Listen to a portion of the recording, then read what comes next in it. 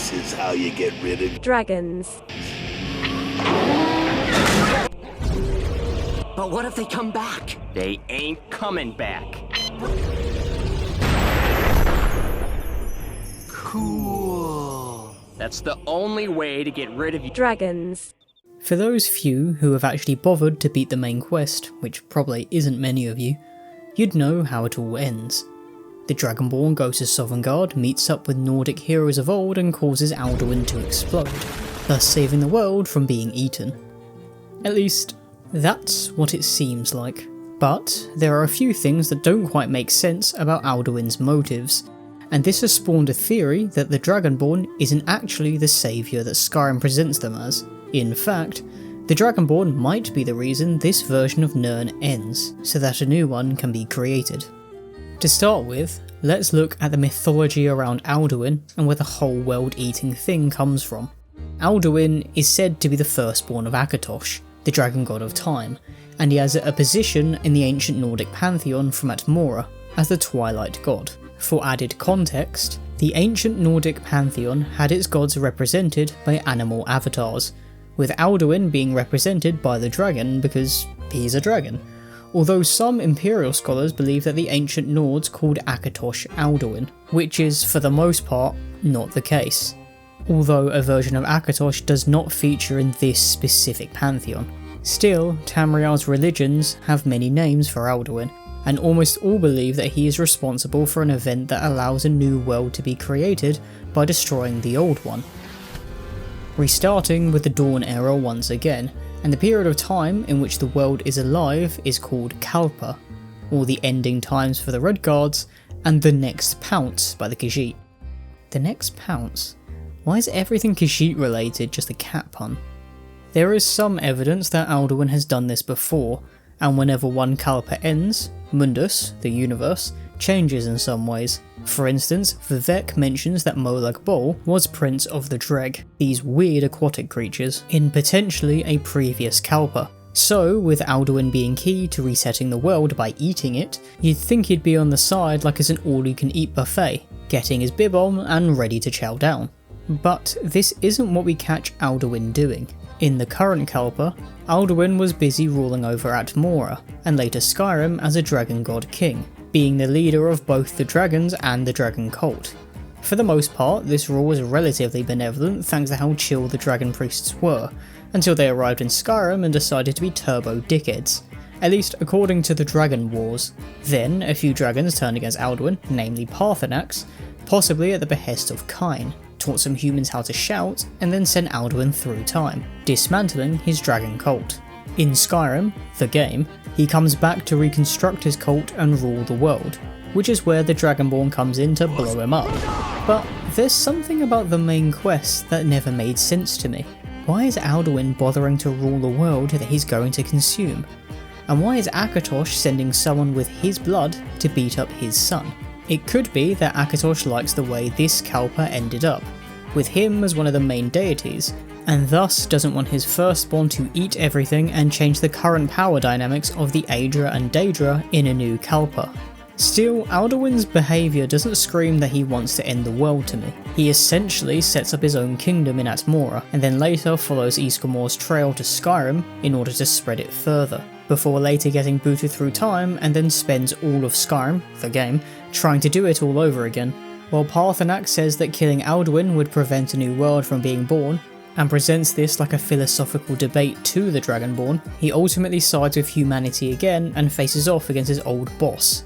And there is a theory that Alduin, or at least this version of him, never wanted to eat the world. In actuality, the Dragonborn defeating him is the reason he finally gets his act together and does what his dad tells him to. Again, assuming that Akatosh really does want the world to end. Something to note is that the Alduin we fight is actually from the Merethic era, being sent forward through time, and as far as he's concerned, he was sitting pretty one moment, stomping out a rebellion, then appears in a world that's almost entirely unfamiliar to him. Basically put, he's young, and thousands of years behind where he should be because of the Elder Scrolls shattering time and creating a dragon break. His first response is to bring his allies back and try to establish his rule again, not get his dragon-sized knife and fork out and begin chowing down. A popular theory proposes that Alduin needs a kind of reset because he doesn't want to fulfill his purpose and eat the world, and that the Dragonborn has been sent to sort him out with his death, actually fixing him and getting him to do what he's told. The evidence for this is obviously Alduin's behaviour in the game, as well as the Dragonborn being unable to absorb his soul when he blows up. Oh, also, he blows up, instead of being turned into a skeleton like a normal dragon. This implies there could be a little more to his defeat, although this could be the case because of Alduin's divine nature. This divine nature means that Alduin probably isn't entirely gone, although the annoying thing is that Alduin could be an aspect of Akatosh, being the god's shed skin, and with Akatosh being an Aedra, thus bound to Mundus, he can technically be killed. I mean, look at Shaw, aka Lorcan, who found this out the hard way when he got his heart ripped out.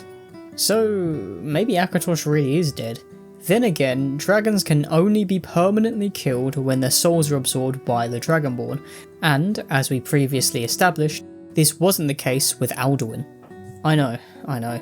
Forgive me, it's a long-winded way of me saying that Alduin probably isn't gone, based on Elder Scrolls' own logic, but if you've watched my channel before, you probably know that Elder Scrolls doesn't particularly care about its own logic. Gotcha! SpongeBob!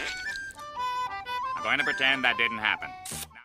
Now, if Alduin is still alive in some form, and his soul is swimming around Etheria somewhere, ready to reform his body into something greater, he could come back as the mighty World Eater at the end of the current Kalpa, and this reformation could make up for the literal errors of development he's missed out on by being thrown through time. Being an aspect and the firstborn of Akatosh, time is likely something that Alduin needs, and his defeat could make up for it, a defeat at the hands of our character, the Dragonborn. Yes, it is somewhat popularly believed that the Dragonborn is the one who dooms the world. Well, dooming is perhaps the wrong way of putting it. The cycle of the Kalpa could very well be a necessity, and Alduin's role is vital in the new Kalpa beginning. This is something that the quest mod Unslad explores, with the Dragonborn going forward in time and seeing the decay of a world reaching the end of its cycle. It becomes an apocalyptic, Dark Souls-esque hellscape, filled with nothing but monsters. And if Unslad's interpretation of the end of a Kalpa is at least a little right, then Alduin ending it to start a new Kalpa, vibrant with life, is well worth it.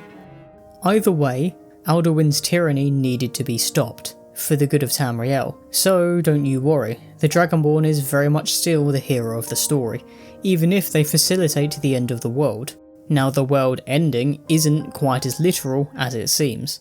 Alduin doesn't literally become the size of Nirn and start munching away. At least, I don't think so. A more plausible explanation is that he somehow ends time, allowing it to restart, possibly by eating it. Evidence for this comes from Paarthurnax, who mentions that dragons, who are immortal and ride the currents of time, cannot see to its end, implying that time itself ends at the end of a Kalpa. At least, that's how I interpret it, and Paarthurnax sort of exists as someone who is there to philosophically challenge the Dragonborn and their actions. Something that I feel like really could have worked if Skyrim's main quest was well written. But ultimately, you could be responsible for the world eventually ending, except it will end when it's meant to, and it won't have to endure Alduin's tyrannical reign in the meantime. So don't feel that bad about blowing him up. It needs to be done. Another thing that needs to be done is for me to thank you for watching this video. And I'm aware that this is a little different to my usual stuff, being a bit more speculative and theoretical rather than giving you the lore straight on. I hope you like it nonetheless, and if you do, please do like the video. Hopefully, I'll see you at the next video. And so the pack was born again, as the wolves of Yarbasker,